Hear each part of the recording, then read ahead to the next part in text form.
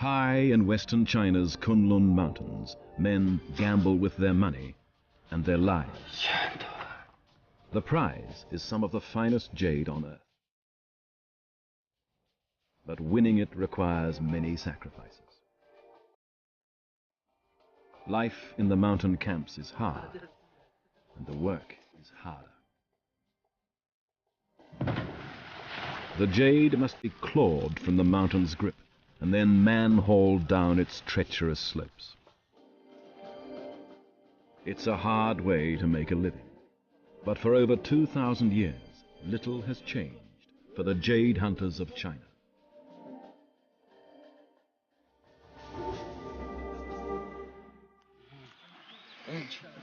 In western China, a team of donkeys is loaded up for a journey that's been made since ancient times. It's September, and these men are setting out to bring supplies to a mining camp high in the mountains.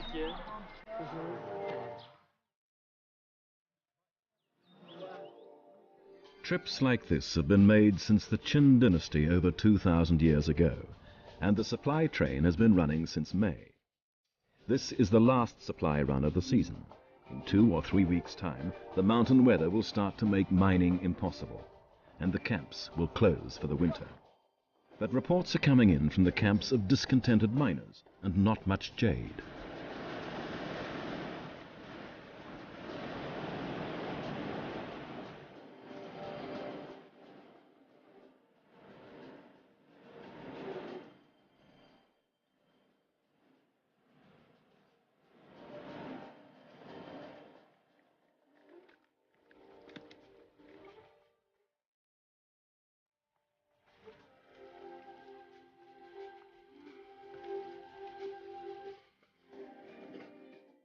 The jade expeditions climb into the Kunlun Mountains from the town of Yutian on the edge of the Tibetan plateau.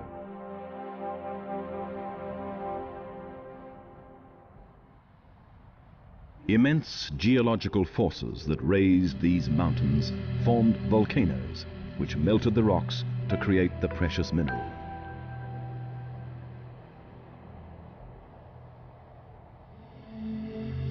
As the rocks cooled, those that contained silicon formed crystals, crystals of purest, whitest, most highly prized jade. To Chinese people, it's the most valuable of all precious stones, the essence of heaven and earth. A simple, small bracelet made from white jade could fetch $12,000 US. Men are prepared to risk their lives for such fortunes. But the mountains don't yield their treasure easily. Only an intrepid few dare to take it. They're adventurers, gambling that somewhere here on the roof of the world, they'll find the vein that'll make them rich. 3 days' ride south from Yutian, 8 men have set up a camp at Alamas, 14,000 feet above sea level. Most of these men come from Sichuan province, 900 miles to the east. Their clothing and equipment are minimal.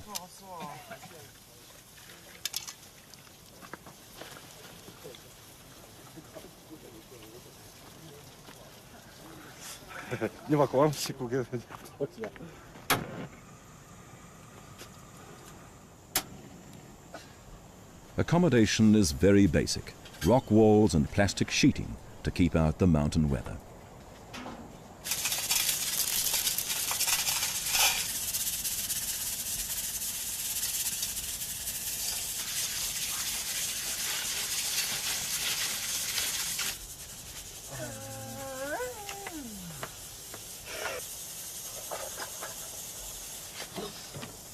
It's all very low tech, but comfortable enough when the weather's good. The leader, Zhang Jiangguo, is an entrepreneur. He financed this expedition and guarantees his workers a steady wage. But he stands to gain or lose a fortune at Alamas.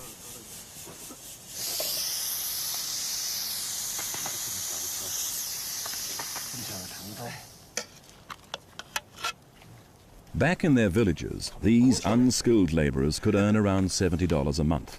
They get twice that for each of the 3 months they spend here.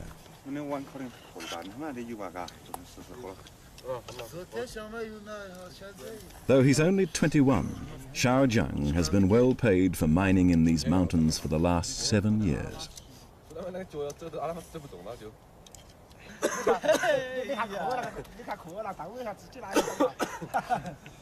Lao Wang has earned enough to build a 2-story house, the best in his village.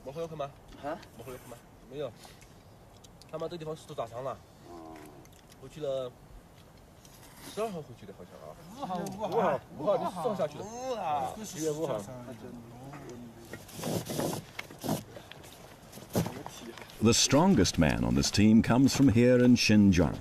As a child, Keban helped his grandfather to herd sheep in this region. Now, he's joined the hunt for jade.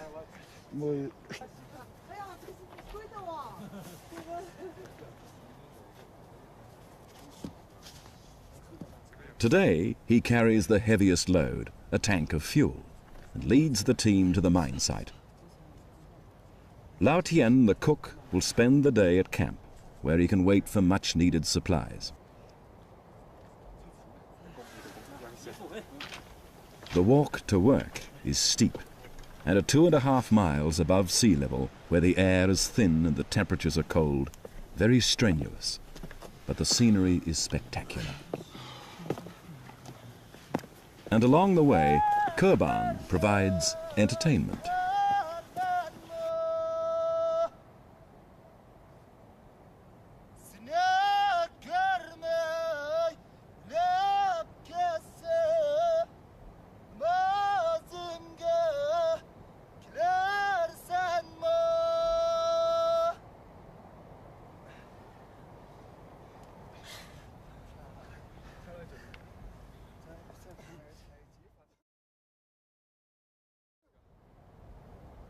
The Alamas mine is a modest operation.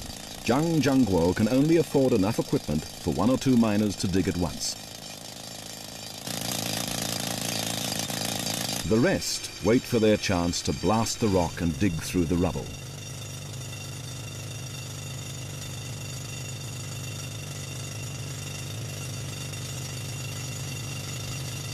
Low oxygen can make men sluggish, and for the young Xiao Jiang, living at 13,000 feet was a shock at first.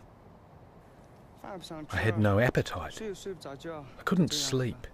I've never seen this before. It's the first time. I just feel cool. I feel the environment here is cool. To the west is a second camp called Henelek. It's 1,600 feet higher. Here, another team tries its luck against even greater odds. The way to the Henelek mine is a secret, known to very few people.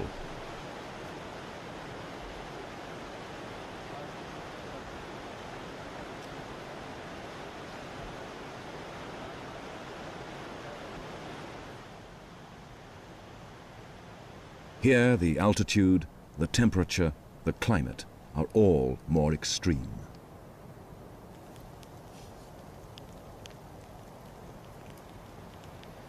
The miners of Henelek aren't Chinese, they're Uyghurs, Sunni Muslims, culturally more similar to the people of Uzbekistan and Kazakhstan to the west.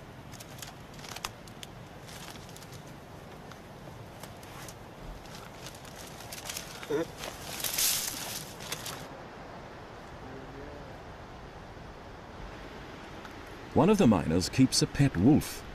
He hopes to take it home with him to breed with the dog when the mining season ends in 2 or 3 weeks' time.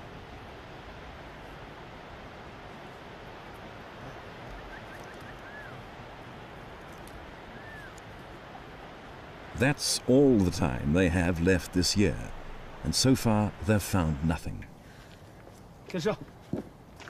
Back at Alamas, Zhang Jiangguo has invested in a diesel-powered compressor.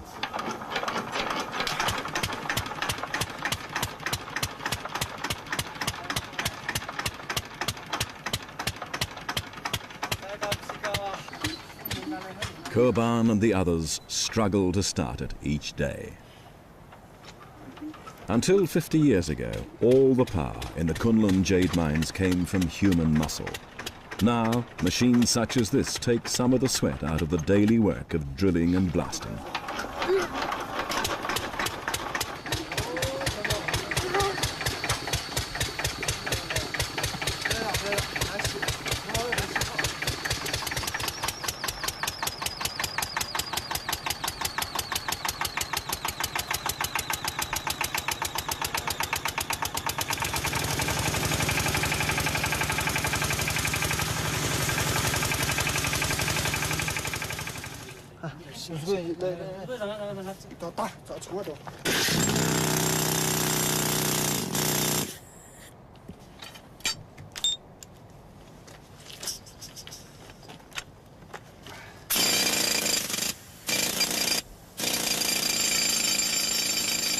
Always keen, Kurban takes charge of the pneumatic drill.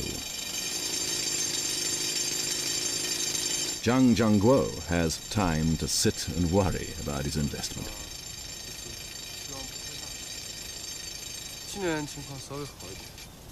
The places we've searched haven't shown much promise. Last year was slightly better. This year hasn't been good. The drill makes frustratingly slow progress through the hard rock.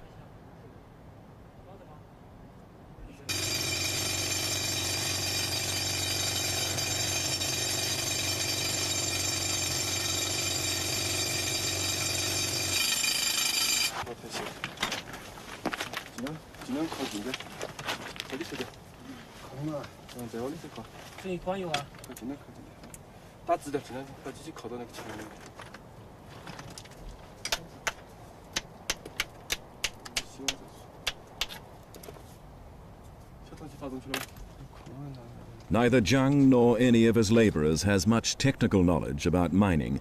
They rely on experience and luck is never guaranteed. If there are no good quality stones like this year, there could be some losses. If we get some good stones, profits will be okay. Mining carries certain risks with it.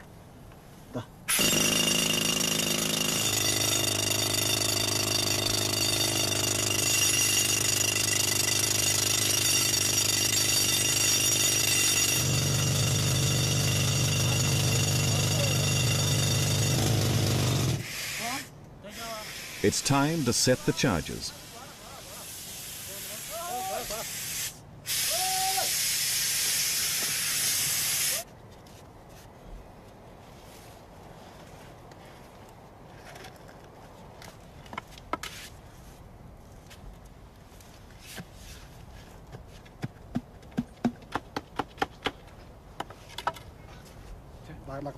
Bring something over to poke it. Use an iron bar.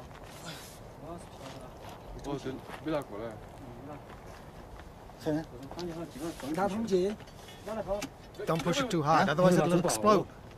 It won't explode.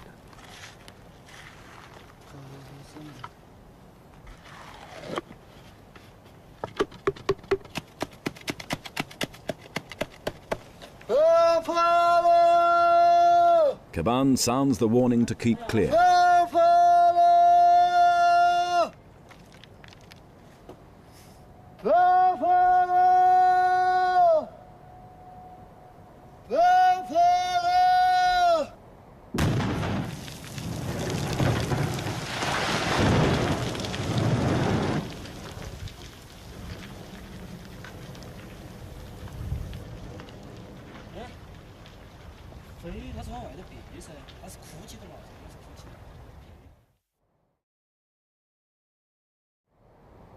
At the jade camp of Saidukulam, an anxious group of Chinese miners faces the prospect of failure this season.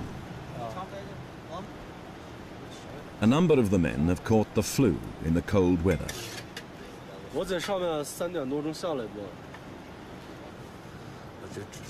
This laborer hasn't eaten for days.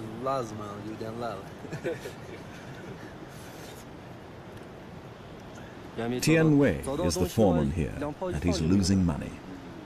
In a last desperate attempt to find some jade, he sent for Mai Taruz, an old miner who claims to know of a hidden mine nearby. When we first came in 1972, there was an old man who told us there was a mine where the rocks were very white. We searched for that place lots of times years ago.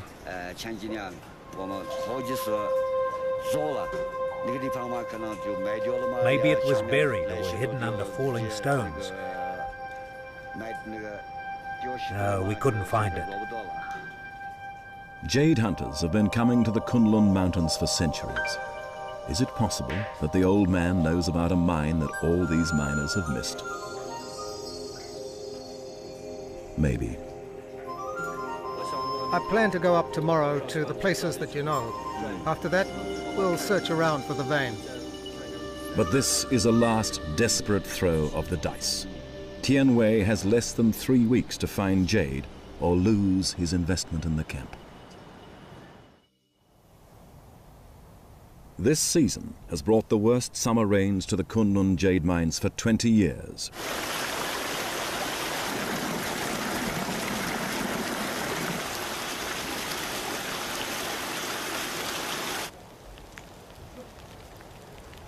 On 4 days out of 10, it's too wet for the miners to go out in any of the 3 camps.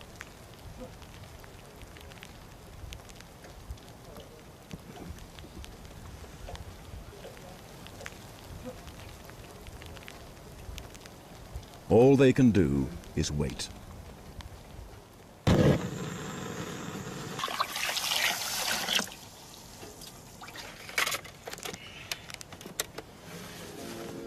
At Alamas camp, Zhang Jiangguo has agreed to pay his laborers a high wage, rain or shine. On wet days, he sees his investment trickle away. Lao Tian, the cook, at least keeps the men well fed.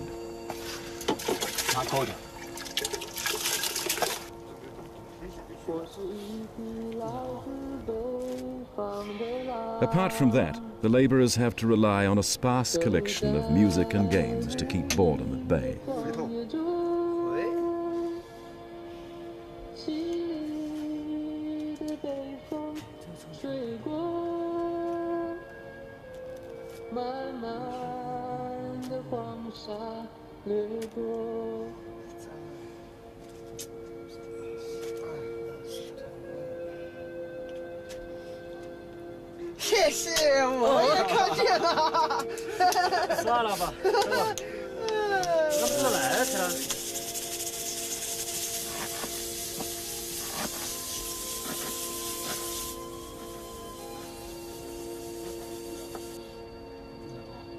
While Zhang does some bookkeeping, Xiao Zhang has been fossicking for something he craves, a cigarette. Where did you get the cigarette? From Kurban's tent. Where? In that tent. Is it a buck? No, it's a real cigarette. You must be addicted.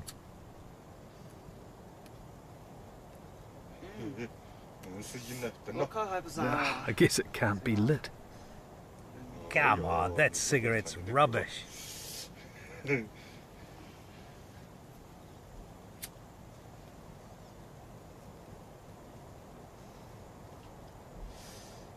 Ah, it doesn't taste like a cigarette. Damn, it's been crushed. There's no taste left.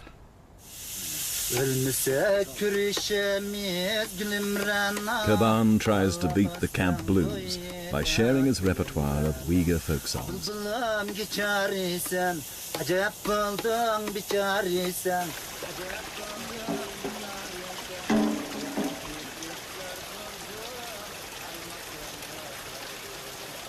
The rain not only dampens their spirits, but decreases their chances of going home to their families with a bonus in their pay packet.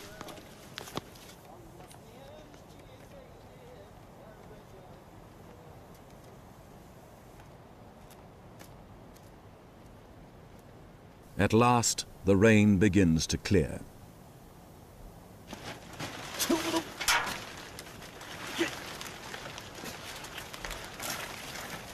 the miners of Alamas will soon head back up the mountain to check the results of their most recent blasting.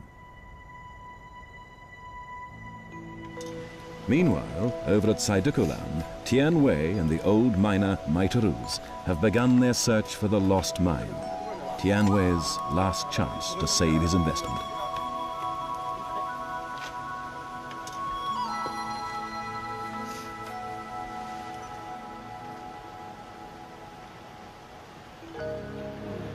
The jade here is all broken. It's all like that here.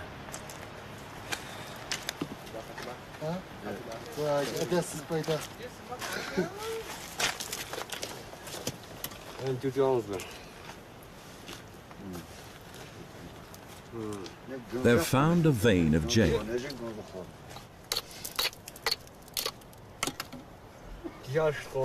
If you prise it with a stool, it'll easily come away.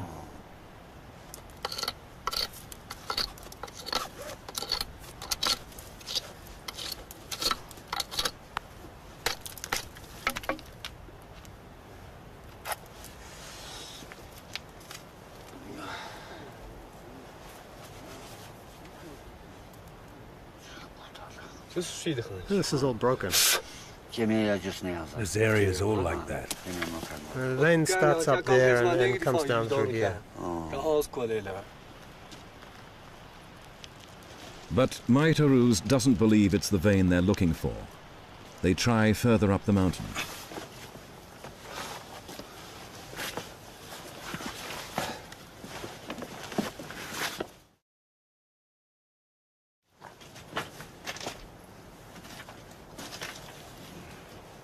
This is a promising site.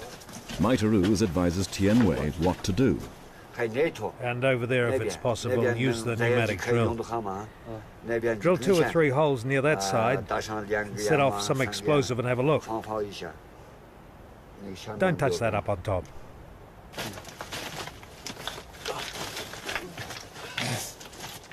But Maiteruz knows this isn't the lost mine either.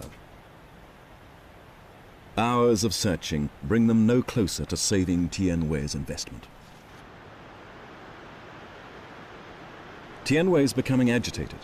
He's looking sideways at one of his laborers, wondering if he's secretly found a vein of jade on another part of the mountain.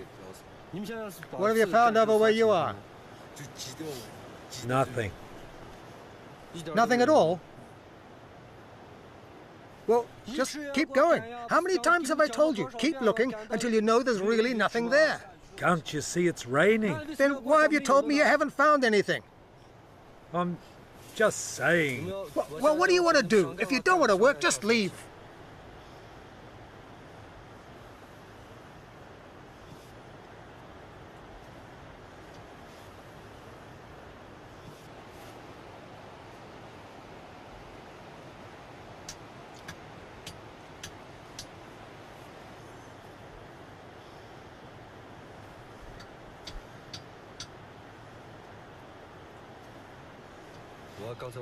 As I said, if we're finished before September 10th, everything will be fine. If not, then all we can do is go back down. No point in staying here because when it snows, you can't see anything. Walking down the hill today, I suddenly realized that we've made a mistake. If we'd spent the money to employ a technician at the very beginning, we'd have been much better off. One technician is more use than all of us together. When I go back down, I'll ask the boss to send me 2 technicians. I'll pay the salaries. Then, if I can't find anything, I'll just accept failure. All my money is invested here.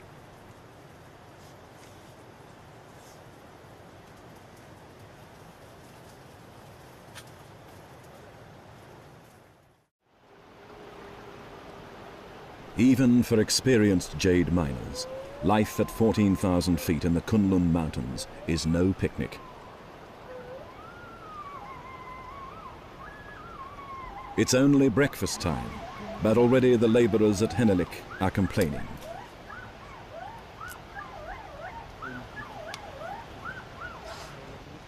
Even the cook has been muttering that he never expected it to be this hard.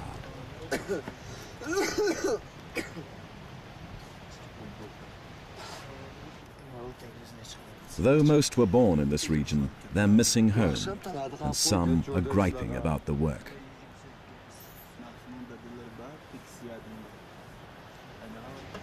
Seven miners have already left the camp, and if many more go, it'll seriously compromise the endeavour. Mahmet, the financier of this expedition, could lose his money.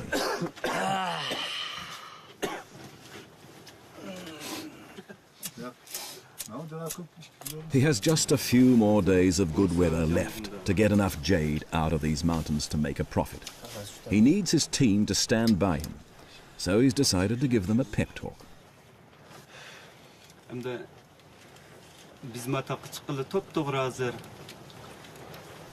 Now, we've been together here for 4 months. I didn't force you to come. You wanted to come yourself. But if someone wants to leave, okay. I really don't care. Just don't threaten me, okay?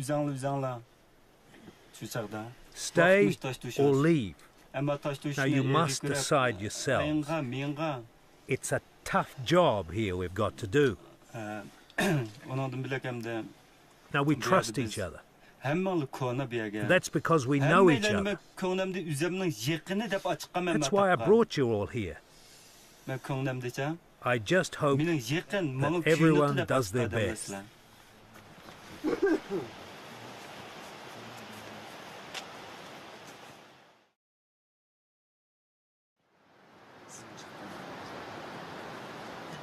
The path up to the mine would challenge a mountaineer, but these hardy sons of herders climb it every day in street clothes and sand shoes.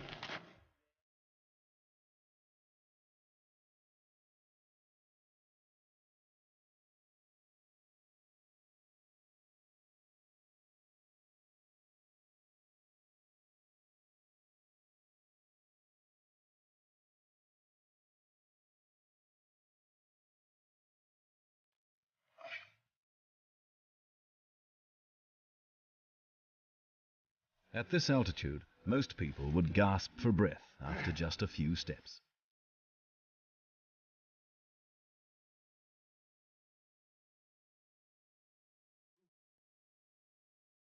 Every day, the team must go 6 kilometers to the source of the jade.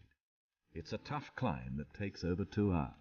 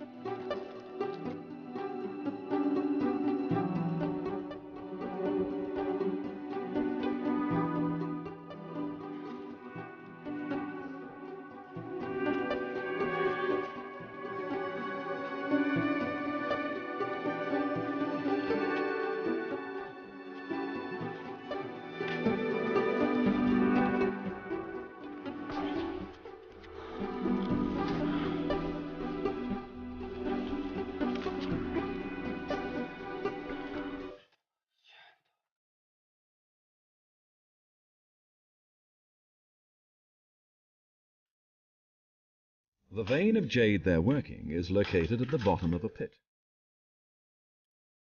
Some of his labourers are inexperienced, but Mahmet is confident and clear about what he wants.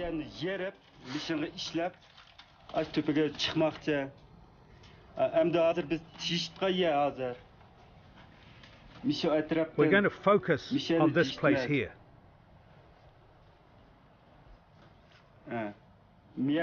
Dig out there, and then we'll set off the explosives. Dig here. Drill the holes right in here, like this. Then we'll place the explosives, we'll clear the site, and then we'll blast it.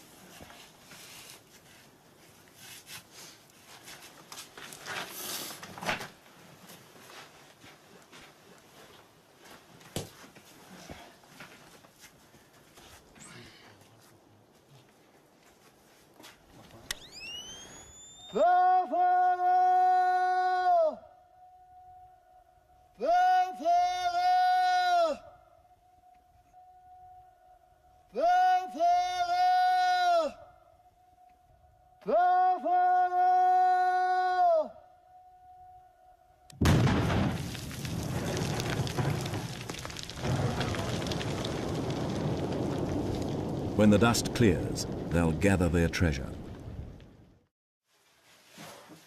Once the rocks have stopped falling, the Hanalek jade hunters climb down a rope of twisted yak hair to check their blast site.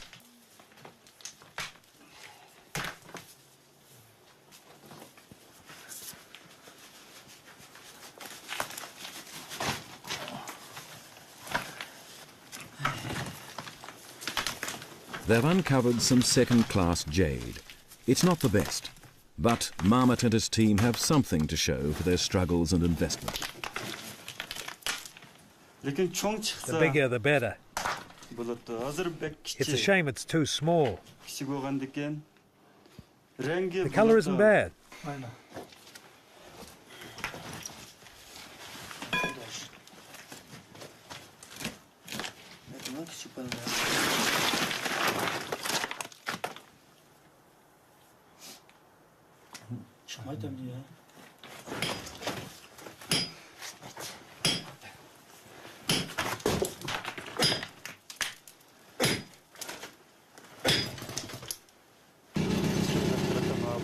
Good jade has a watery shine and a smooth finish. It looks translucent, like honey, with a pure, even colour.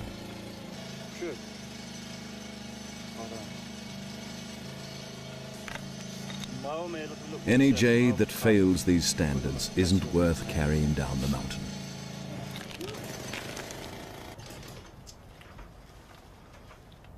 The vein at the Elamas mine has produced good jade, well worth carrying down the mountain. One rock weighs around 100 pounds. Kurban, strong and ever willing, has volunteered to carry it back to the camp.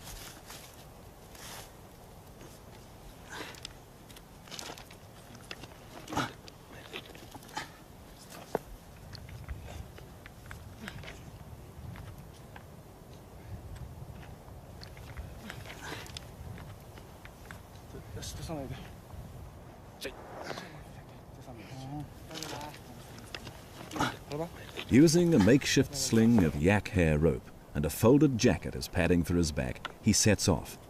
He's carrying the weight of a small refrigerator on his shoulders.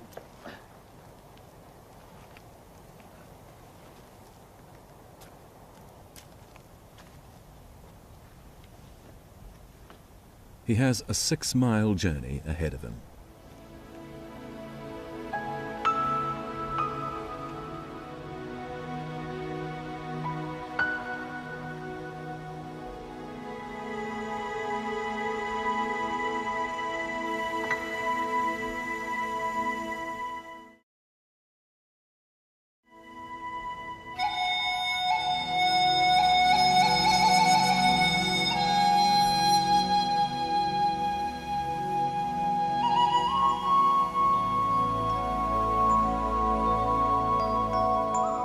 Kurban has an ambition.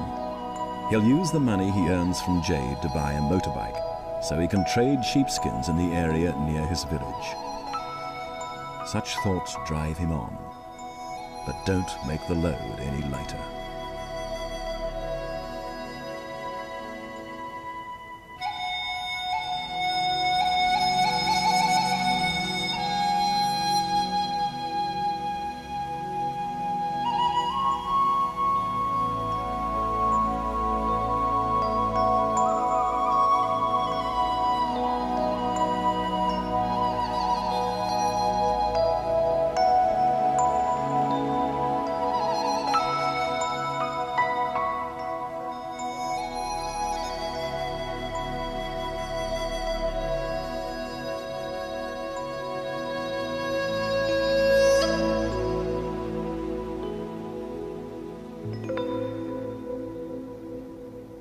Lao Tien, the cook, has taken a break from his lighter duties at the camp to walk up the mountain. Put it down. Yeah. Put it up there. No, it's all right.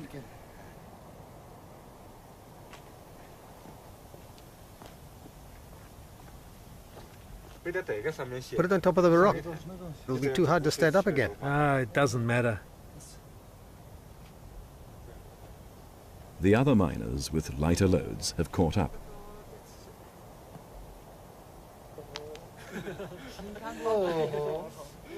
The only load carried by Zhang Jiangguo is responsibility for the expedition.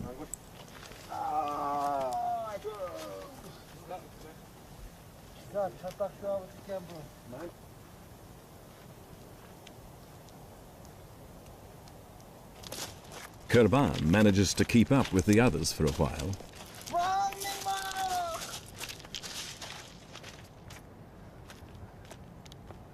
But altitude, weight and fatigue begin to take their toll.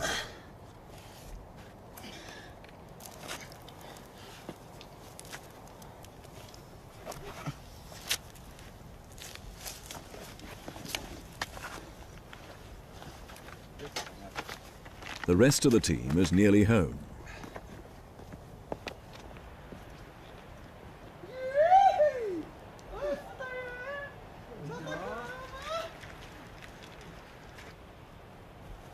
Each weary step is more treacherous than the last.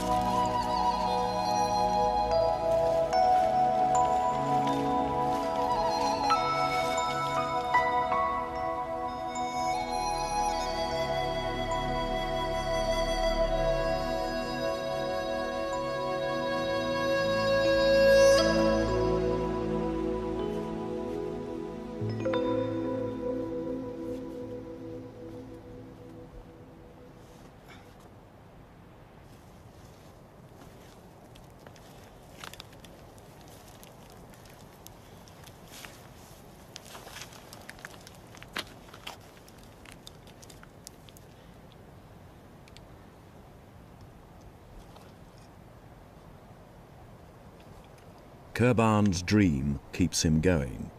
He thinks often of a girl in his home village.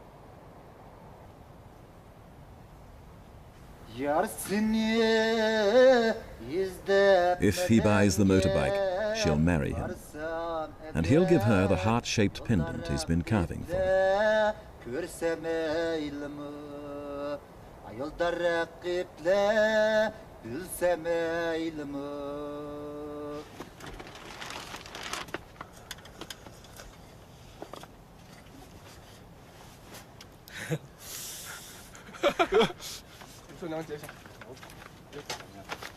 After a 10-hour journey, it's an exhausted Kurban that finally makes it back to camp.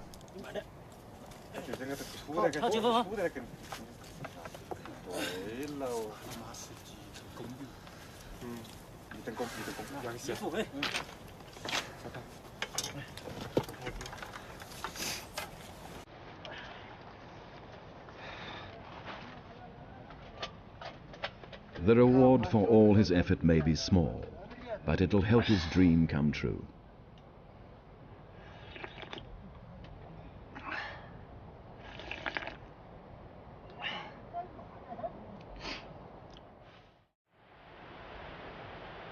For the jade hunters of Saidikulam, there are no rewards this season.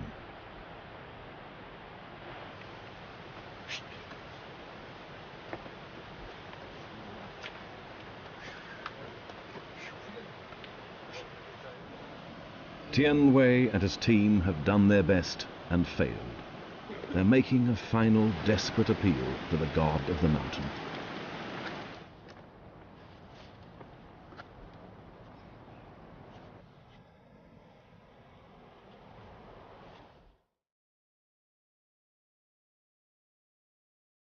They'll sacrifice a goat.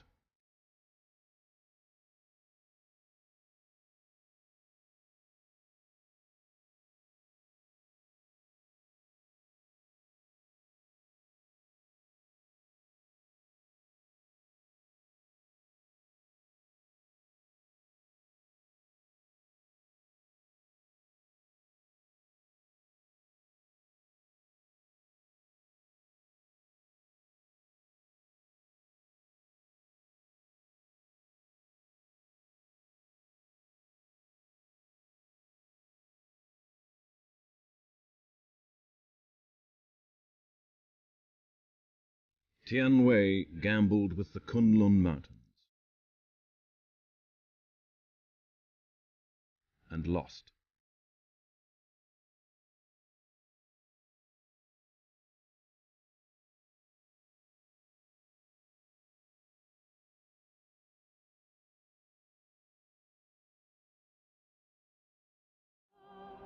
Even the successful jade hunters must still face risks. At Alamas, cook Lao Tian and 3 other miners have accepted an offer from Zhang Jiangguo.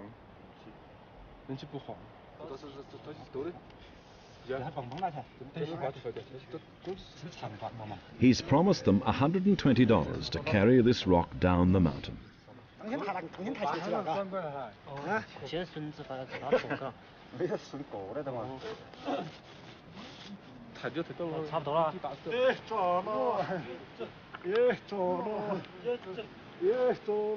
The rock weighs 400 pounds, heavier than 2 large men.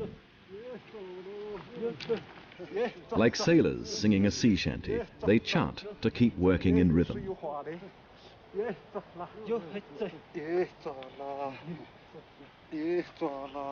Its finished retail value will depend on how it's cut and carved, but could be as high as $300,000.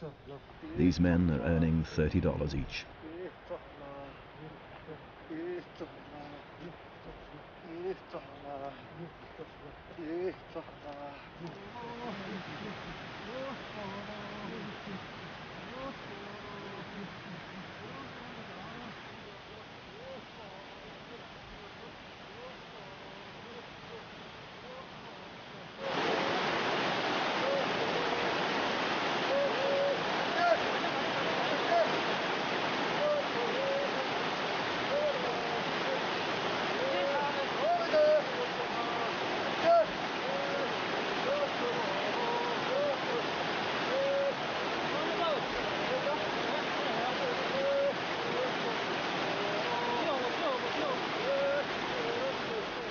The nearest point where they can transfer their load to a donkey is still 5 or 6 days away. With about a ton of jade altogether, Zhang Jiangguo and his Alamas team have done better this year than the hapless miners of Saidikulam.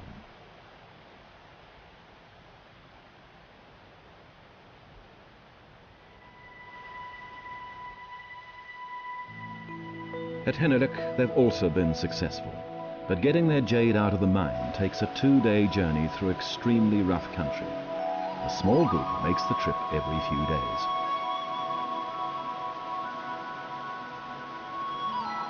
Each of these miners is gambling with his life.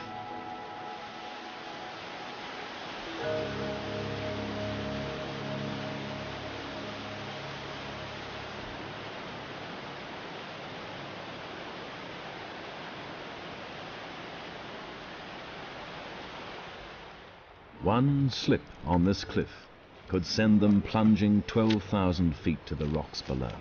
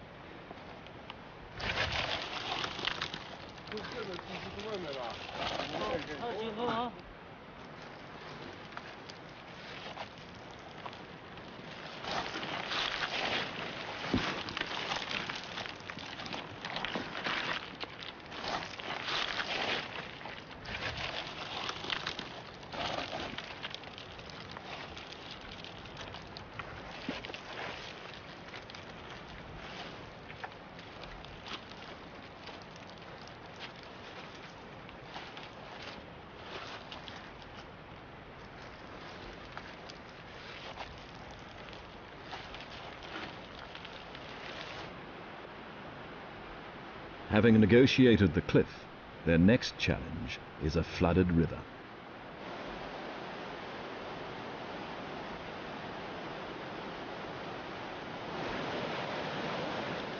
The gamble isn't over yet. They trust their weight and their lives to a steel cable strung between rocks.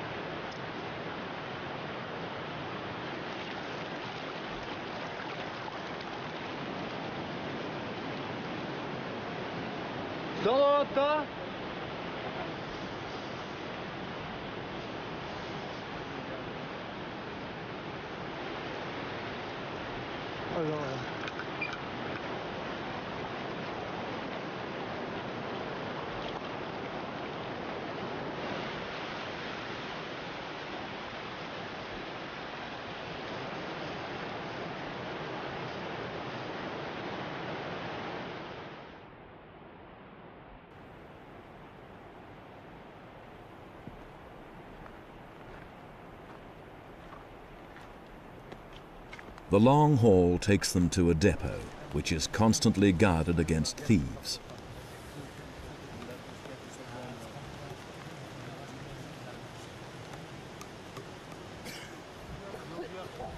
Before they head back to camp, the miners help to prepare marmot's jade for market.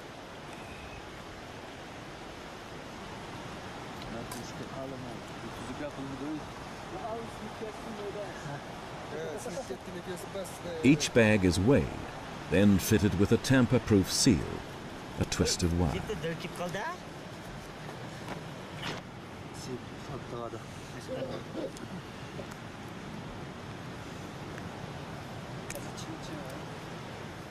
And a dab of yellow paint.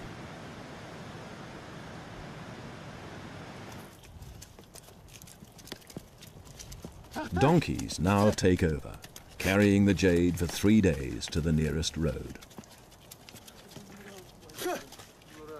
And with each step closer to market, the value of the jade increases.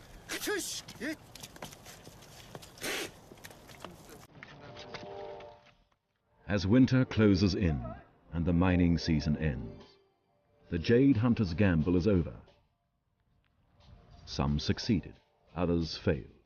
None lost their lives, but some lost their fortunes.